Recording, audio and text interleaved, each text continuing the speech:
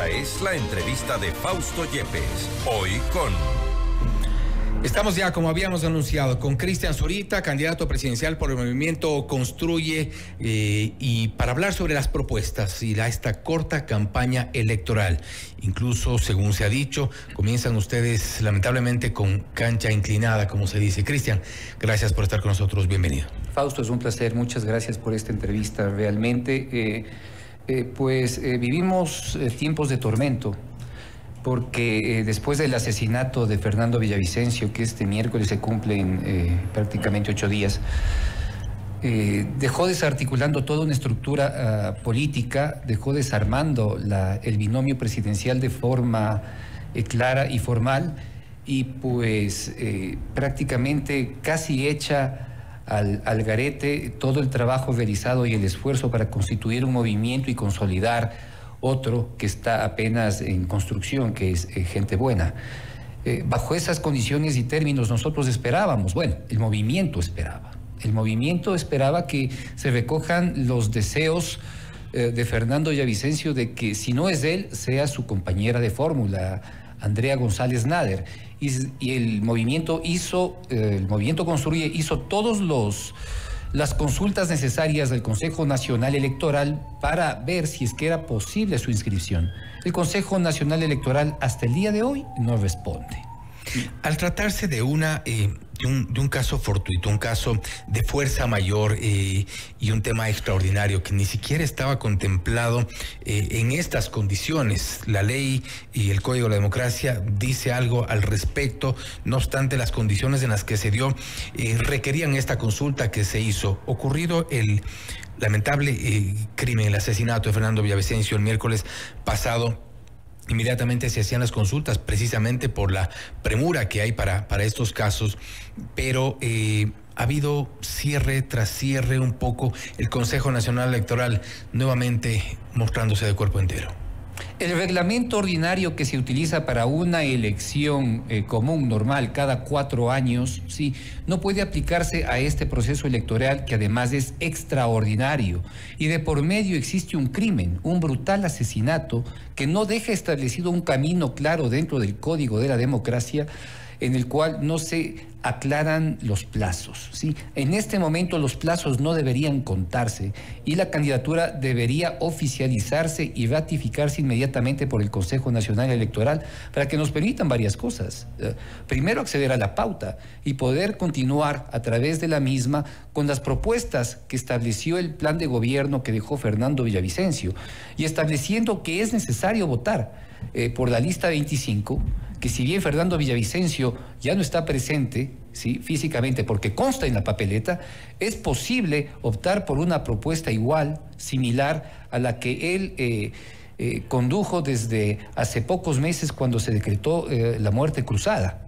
Bajo esas circunstancias es importante contarle esto al país, no porque yo sea un precandidato, sino porque existe un programa establecido con mucha claridad, muy bien formado y diseñado para las necesidades que el Ecuador requiere para el siguiente año y medio que significará el gobierno. Asumir este enorme reto en estas circunstancias, con cancha inclinada, como bien ha señalado Fausto, lo que nos pone públicamente básicamente es establecer y denunciar y dejarlo por sentado de que toda la estructura del Consejo Nacional Electoral no está en capacidad de responder ni gestionar con eficiencia los plazos y los procesos para que esta candidatura pueda oficializarse lo más pronto posible. Es decir, a estas alturas ya debería estar oficializada esta candidatura.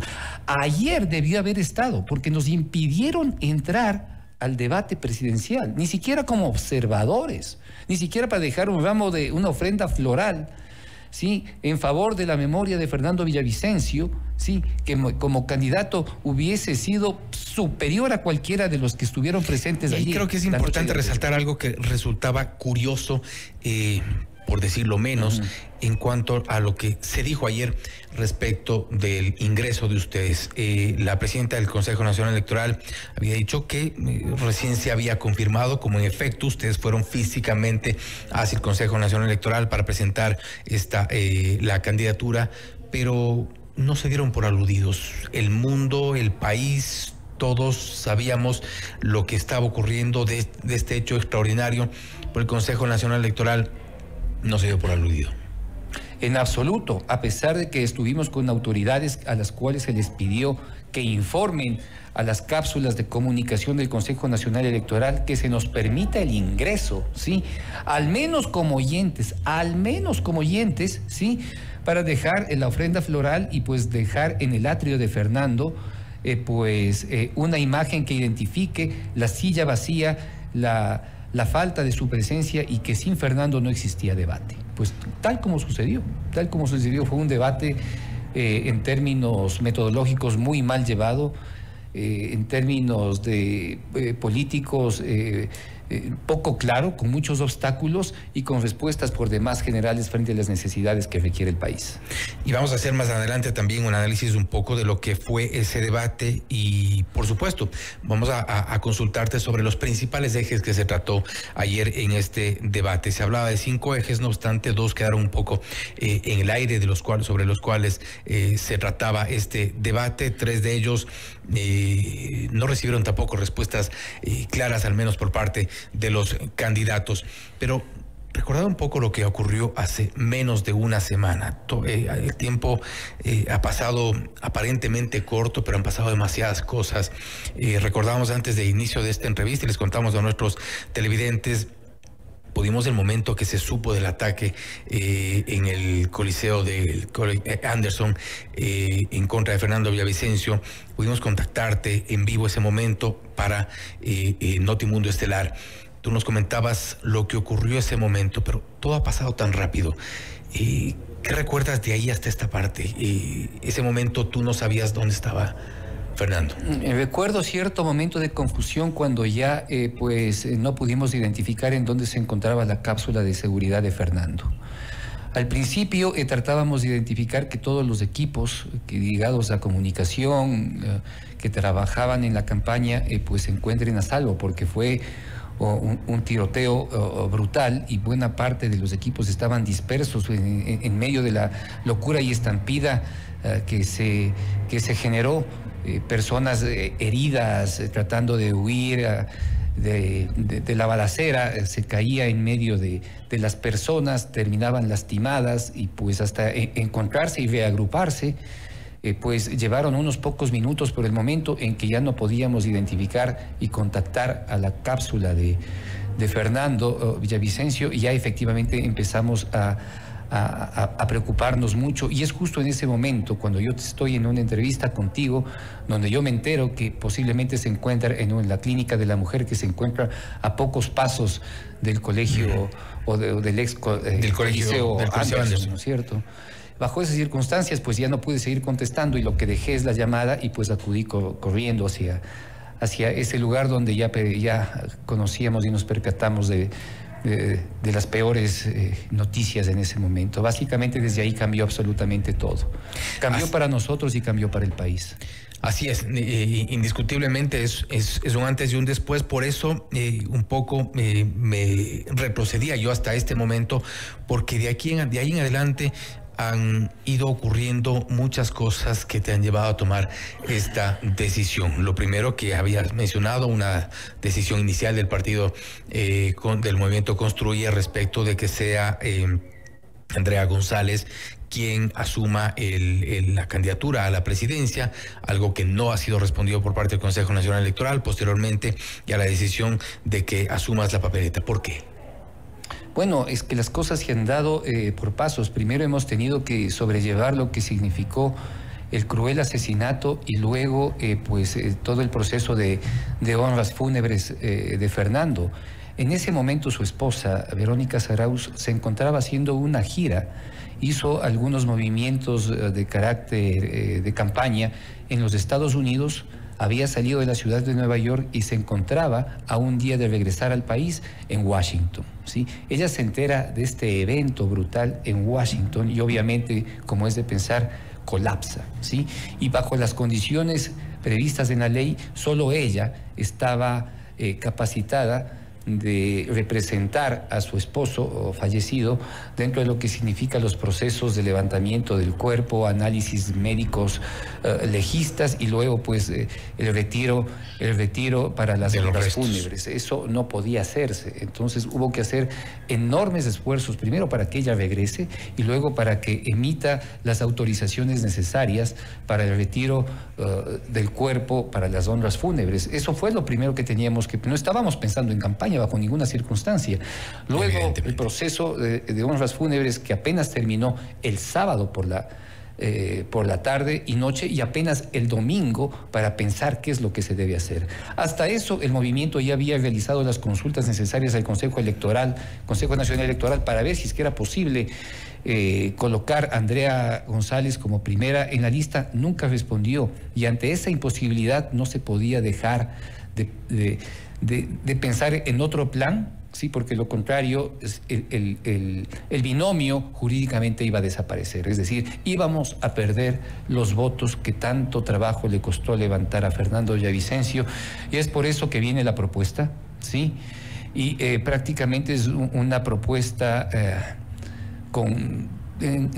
impuestas bajo las condiciones y características de lo que hemos tenido que sobrevivir. Como amigo de Fernando, yo no podía negarme a ocupar este espacio, este enorme vacío irreemplazable que él deja, pero que era necesario para evitar que esa corrida de votos pues pueda beneficiar a otros grupos que él siempre estuvo en contra. Y tras el ataque y con todo este análisis, con todo lo que ha ocurrido, hay algunos hechos que han venido en secuencia. ¿De dónde piensan ustedes? ¿Cuál es a quién le conviene? Le convienen a muchos grupos políticos, ¿sí? Porque podía existir una migración completa de votos que beneficiaban sobre todo a Topic y a Otto, ¿sí? Podían ser los grandes beneficiarios de lo que significa la migración de esta gran cantidad de porcentaje de votantes que Fernando ya tenía consolidado, ¿sí? Nosotros habíamos obtenido un estudio muy interesante que lo habíamos leído un día antes de su brutal asesinato, en el cual se identificaba que él tenía un voto por demás duro, ¿sí?, del 12%, que significaba el resurgimiento de una condición política muy nueva que no se había visto desde hace 15 años con la irrupción de la Revolución Ciudadana y Rafael Correa, y que existían las bases y condiciones muy poderosas para constituir un nuevo movimiento político de largo plazo sustentado en las visiones y creencias de un nuevo líder como era Fernando, ¿sí? En ese proceso, en el cual entendimos muchas cosas, pues se da este crimen. Entonces, justamente para evitar esta corrida, en la cual entendíamos que se puede de alguna manera evitar este desangre de votos, ¿sí?, por así llamarlos, veíamos necesario que la candidatura continúe, porque lo contrario se iba a perder todo, ¿sí? El esfuerzo por constituir una lista de asambleístas, que ha sido un proceso largo, difícil, complejo, pero consensuado, de asambleístas nacionales en un movimiento que es nuevo, que se está apenas construyendo, que se encuentra en ciernes políticamente, como es Gente Nueva, y otro que efectivamente busca la consolidación y construcción de una estructura nacional como es Construye, ¿sí?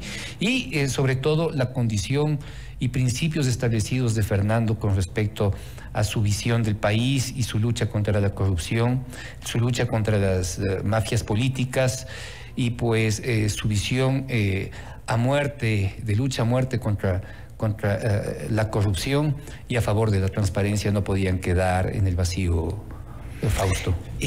Ahora,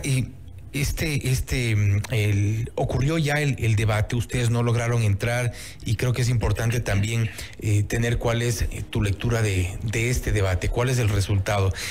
Una de las primeras lecturas que creo que es algo indiscutible es que provocó a través de redes sociales memes, risas, burlas, porque creo que los ciudadanos esperábamos más. Bueno, se suponía que el debate debía ser el momento en el cual los ecuatorianos escojan un candidato, y eso no ha sucedido.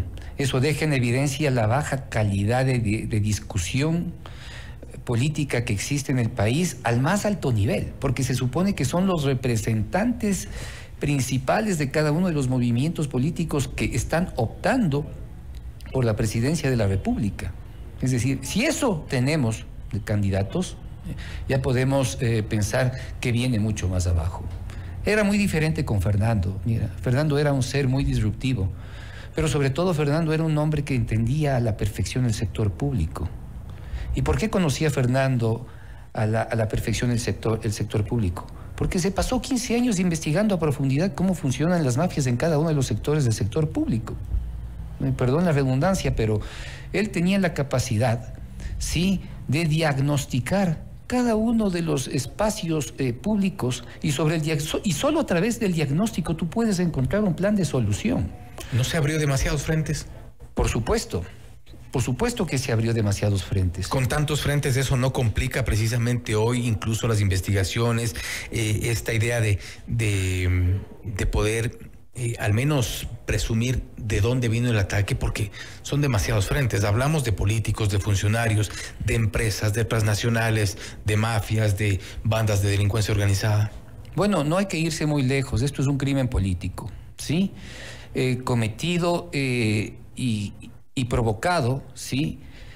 Por mafias políticas que contrataron a gatilleros, ¿sí? Que operaron el crimen.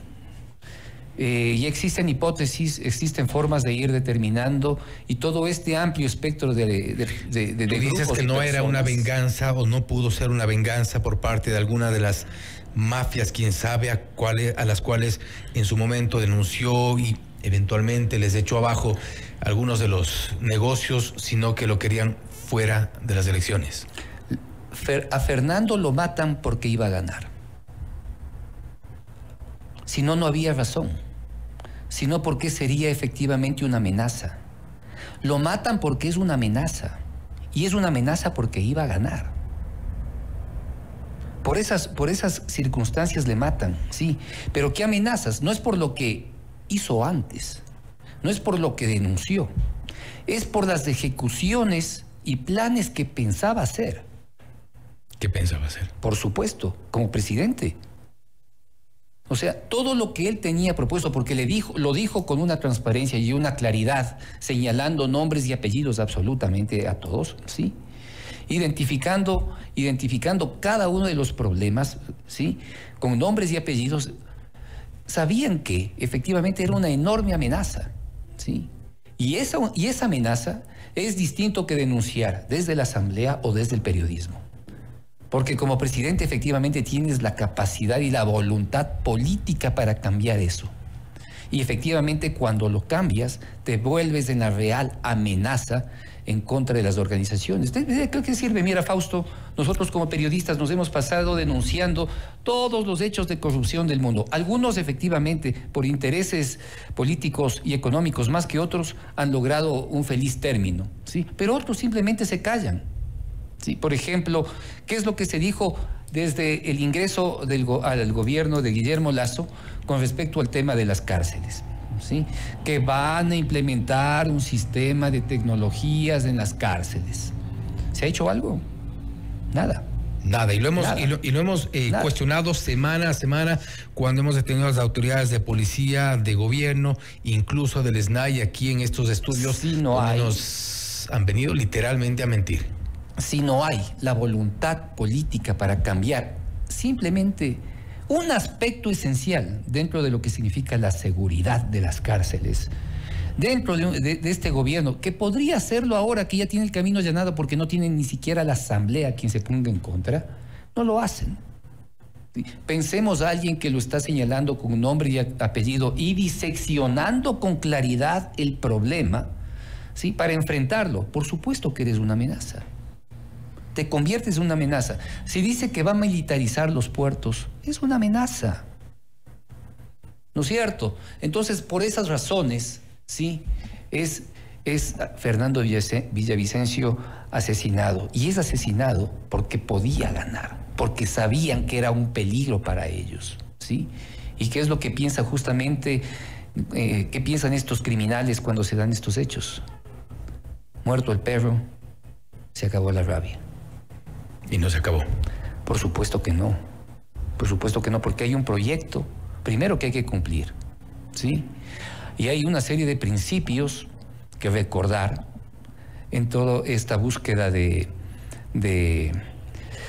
o este intento, ¿sí?, de continuar un proyecto político brutalmente truncado, ¿sí?, a pocos días de la elección. ¿Y estás consciente de que este es no solo un desafío inmenso, gigante, pasar del periodismo, del ejercicio periodístico de investigación de hace casi 3 décadas o más de 3 décadas a una candidatura de lleno a la política por una circunstancia pues lamentable, pero estás consciente del desafío y sobre todo el peligro? Bueno, primero que todo yo no lo busqué. Y segundo, yo tengo que ser leal. Pero lo asumes. Yo tengo que ser leal a los principios de quien fue mi amigo, es mi amigo, ¿sí? Y trabajamos en los temas más poderosos de este país y que tenía una propuesta. Yo tengo que ser fiel a él y también tengo que ser fiel a los principios que él pregonaba y también tengo que ser fiel al país. Es lo que me ha llevado a considerar este tema. Yo como periodista siempre fui enemigo del periodismo populista. No puedo estar a favor de la política populista. Jamás podré tener un discurso de ese tipo, ¿sí? Cumpliré mi labor lo mejor posible, ¿sí? Honraré el nombre de Fernando Villavicencio, diré que efectivamente este es un proyecto posible, viable, ¿sí? Y que puede ser capitalizado enormemente como un voto castigo a toda la delincuencia y a todos los grupos brutales que quieren ejercer el poder en este país para encontrar al fin un derrotero, sí, y un camino de decisiones reales, correctas para el país. Cristian, y más adelante vamos a hablar de las propuestas y esta corta campaña electoral que lamentablemente se viene ya en esta última semana con tantos hechos uno tras otro. El crimen de Fernando Villavicencio, ahora mismo hemos reportado el asesinato a otro dirigente en Esmeraldas y la situación no para en este país. Pero vamos a hablar enseguida de las propuestas, temas de seguridad, temas de economía y cuál es el planteamiento desde el Movimiento Construye con Cristian Zurita, candidato a la presidencia de la República.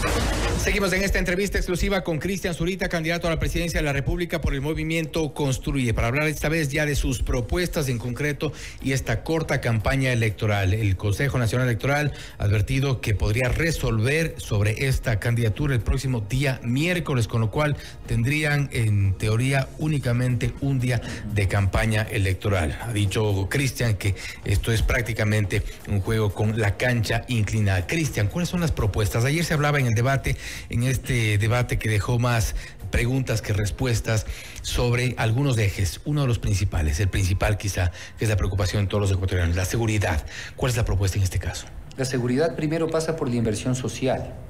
Tiene que haber mucha inversión, ¿sí?, para que pueda existir procesos de acercamiento económico a las clases más bajas. De lo contrario, ¿cómo impides que migren a buscar el consuelo económico a través de las prácticas irregulares, como es lo que ha sucedido? Y cuando logran consolidar esos espacios, pues los van formando y convirtiéndolos en legítimos a su favor, fuera de lo que significa la formalidad. Ese es el primer problema, ¿sí?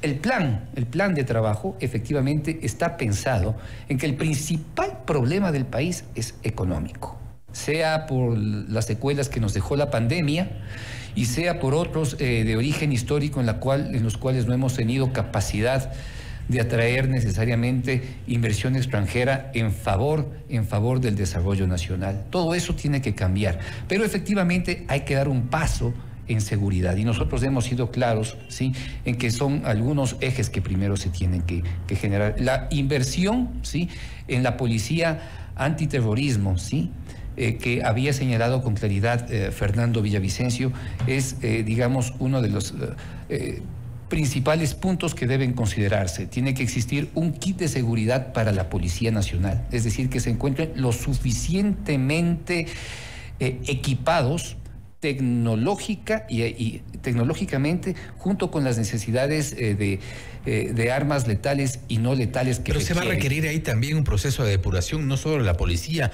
de Fuerzas Armadas, muy seguramente el sistema penitenciario. Es parte del proceso, sí. O sea, primero hay que dotar a una policía que tenga la capacidad de enfrentar a esta delincuencia que llega con fusiles, ¿sí? No puedes con un tolete enfrentar a los fusiles de un ejército que en este momento aproximadamente deben ser entre 32 y 35 mil miembros de las bandas. Esa es la realidad, 32, 35 mil miembros de bandas. Entonces necesitas una policía con un kit bien equipado.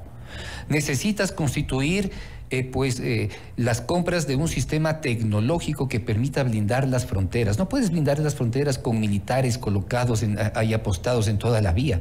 Necesitas sistemas de escáneres y antenas que tengan la capacidad de detectar el transporte de armas y de narcóticos a través de las rutas de la costa, ¿verdad? Necesitas instalar todos esos sistemas en la periferia y en los centros urbanos.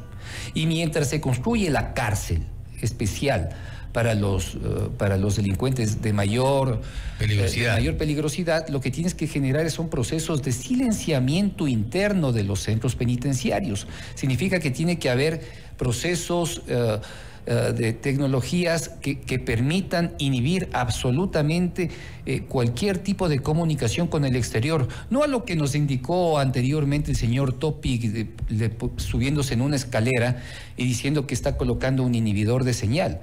Un inhibidor de señales para evitar que tengamos una comunicación de voz a voz de un celular a otro. Pero las personas ya no se comunican por voz, las personas se comunican a través de Internet, utilizando sistemas IP y utilizando redes sociales. Es decir, pueden hablar a través de videollamadas, a través de WhatsApp, a través de Telegram, a través de Instagram, ¿verdad? De varias plataformas en las cuales simplemente esas conversaciones no son detectables y no hay capacidad de generar procesos de seguimiento o escuchas desde la fiscalía. Entonces, eso hay que cambiar. ¿Qué hay que hacer? Inhibir, ¿sí? ¿Qué es lo que hizo el presidente Bukele en El Salvador? Lo que hizo fue colocar ciertos sistemas de inteligencia muy bien expuestos en las cárceles para evitar cualquier tipo de comunicación interna, no una señal de teléfono a teléfono. ¿Adoptarías parte de las políticas de Bukele? No, esto es otra cosa, porque esto es simplemente procesos de contratación. Y un proceso de contratación lo puede hacer cualquier presidente. Pero cualquier presidente. O sea, estoy señalando qué es lo que se debe hacer. Eso no significa adoptar las políticas de Bukele, porque Bukele lo que ha hecho es construir cárceles a la revolución ciudadana, cárceles de 20.000 personas. ¿Qué es lo que tenemos y qué construyó Rafael Correa en el periodo que supuestamente realizaron las inversiones en prisiones? Lo mismo, construir grandes cárceles que ahora son incontrolables. Son incontrolables porque no tienen los suficientes guías penitenciarios para que sean manejados. Y por eso es que efectivamente todos están prácticamente sometidos por las mafias, porque simplemente el número de agentes no se compadece con la cantidad de presos violentos que existen. Y solo estamos hablando del 40%. Lo que se sabe es que el 40% de los presos, ¿sí?, son violentos. Existe un 60% que hay que tratar de rescatarlos. ¿Sí? Hay que hacer lo posible por generar un proceso de reorganización de las prisiones para que estos grupos no sean cooptados por los grupos criminales. ¿Sí? Entonces, no solo pasa por combatir la violencia generada desde los grupos delictivos con brutalidad. Hay que entender que detrás existe una problemática social por demás grave, ¿sí?, que tiene que ser combatida, y eso va a llevar mucho tiempo. Y es parte de lo que se hablaba, por ejemplo, y para ir un poco cerrando, estamos contra el tiempo, un parte de lo que se hablaba es todos los temas sociales, educación, salud, desnutrición infantil, hay otros temas también relacionados de violencia contra las mujeres. En todos esos temas, a ver si podemos un poco resumirlos, porque creo que es importante también en ciertos sectores. Hay ciertas condiciones que se prestan para que jóvenes, niños en muchos casos, ingresen a estas bandas, sean cooptados por estas bandas, porque evidentemente no tienen escuelas, no tienen salud, no tienen educación, no tienen ni siquiera que llevarse a su boca. Bueno, pasa por todo un eje transversal que está pasado por la seguridad. Seguridad pública de la que estamos hablando en este momento, seguridad alimentaria, que pasa todo el sistema que debe implementarse en caso de que del fenómeno del niño. Estamos hablando de ahí de créditos que pueden perfilarse hasta $600 millones inmediatamente. Y pasa también por seguridad educacional, ¿no es cierto? Entonces, lo que se ha hecho es levantar todo un plan con un eje transversal pensado en la seguridad. Lamentablemente, no tenemos capacidad de desarrollar todo el plan, pero yo creo que Fernando Villavicencio ha sido muy claro en ciertos temas y en todo lo que se le ha preguntado. Le ha dicho que hay que tener... hay que tomar decisiones inmediatas con respecto a los procesos de desnutrición infantil, sobre todo donde más se generan, provincia de Esmeraldas, ¿sí? Ciertas zonas de Manabí Norte, la provincia de Chimborazo, que parece ser un caso endémico. Ahí es donde efectivamente se puede focalizar y se hablaba de un monto no mayor de $23 millones con los cuales se puede salir. ¿Sí? Es una inversión social de $23 millones que no lo terminan de hacer y que el gobierno actual, por ejemplo, no nos ha dado una respuesta concreta y clara con respecto a las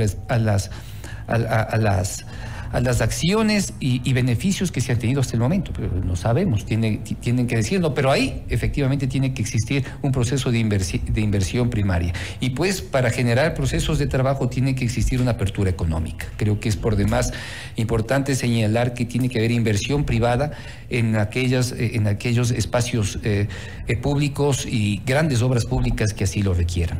En tus redes sociales, y hemos visto durante varias semanas en este proceso incluso de campaña de Fernando Villavicencio, has hecho una relación que me parece que creo que es importante nos la expliques un poco. Topic ¿hay alguna relación con Rafael Correa? Por supuesto que sí. Hay una relación muy clara con la Revolución Ciudadana, ¿sí? Cuando estalla el caso Odebrecht, ¿sí?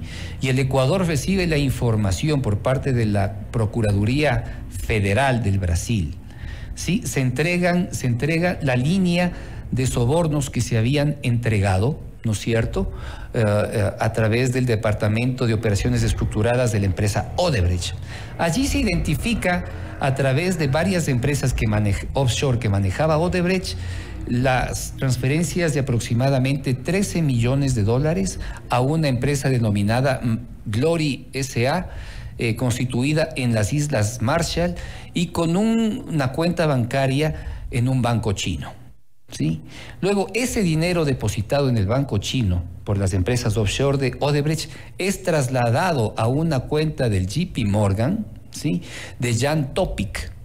Y Jan Topic consigna esos recursos como parte de la inversión accionaria para la construcción del cable andino, sí, cable submarino llamado cable andino, ¿no es cierto? Uh-huh. Que viene desde los Estados Unidos, atraviesa el canal de Panamá, llega a Ecuador y que hoy permite la conectividad en Internet a Costa Rica, a Panamá, a Colombia y a Ecuador, generando una facturación de aproximadamente $800 millones, ¿sí? Esos recursos, esos 13 millones, ¿sí?, que son casi el 60% de la inversión que tuvo ese proyecto, es con dinero de Odebrecht. ¿Y a quién entregó Odebrecht ese dinero? A Ricardo Rivera, tío de Jorge Glass. Entonces, ¿qué hace Jan Topic recibiendo el dinero de Jorge Glass, de Ricardo Rivera? Ellos han dicho que ellos no sabían de dónde venía el dinero, ¿sí?, que venía de un chino llamado Michael Yang, que es el fundador de esta empresa, y que en su momento el dueño de Telconet, Tomislav Topic, hizo un viaje a China para incluso buscar al fundador de esta empresa llamado Michael Yang y saber efectivamente cómo se generaron estos recursos.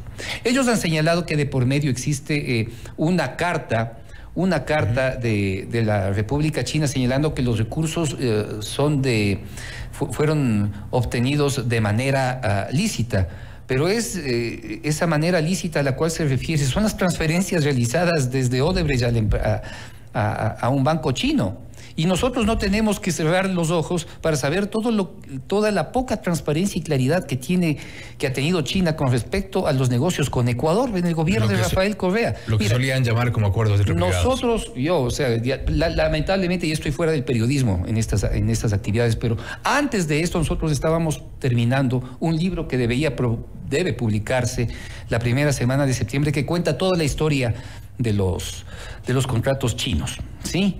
Lamentablemente no sé si puede estar presente allí, pero China no ha sido la mejor de las experiencias para poder determinar si es que las cosas son buenas o malas. Y que nos digan que efectivamente tienen una carta que nos dicen que esos recursos son lícitos, pues efectivamente eso no es así. Ahora, hay otros temas ya relacionados con los tópicos que en su momento deberán conocerse.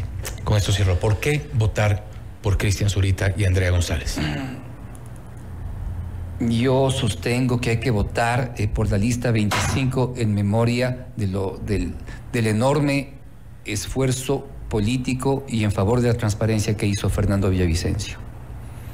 La lista está conformada por Fernando Villavicencio y por Andrea González, ¿sí? Yo soy alguien que ha llegado básicamente a tratar de darle una ubicación y un camino a este proyecto político que en su momento fue enmarcado por Fernando. Si es que existe alguna diferencia entre lo que hacía Fernando y yo, prácticamente no hay ninguna. Si es que existe una división de principios entre él y yo, pues prácticamente ninguno. Y si es que es un tema por valentías, los dos hemos hecho las cosas más difíciles en este país. Se viene una campaña muy corta, lamentablemente, esperamos que todo se desarrolle con normalidad, principalmente por la seguridad y por el bien de todos los ecuatorianos. Cristian, nuevamente, gracias por haber estado con nosotros. A ti, Fausto, muchas gracias.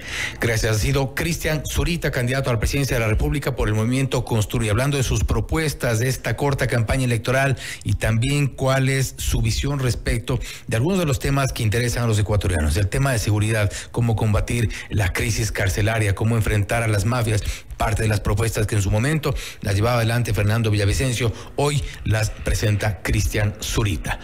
Esto es Notimundo Estelar, siempre bien informados.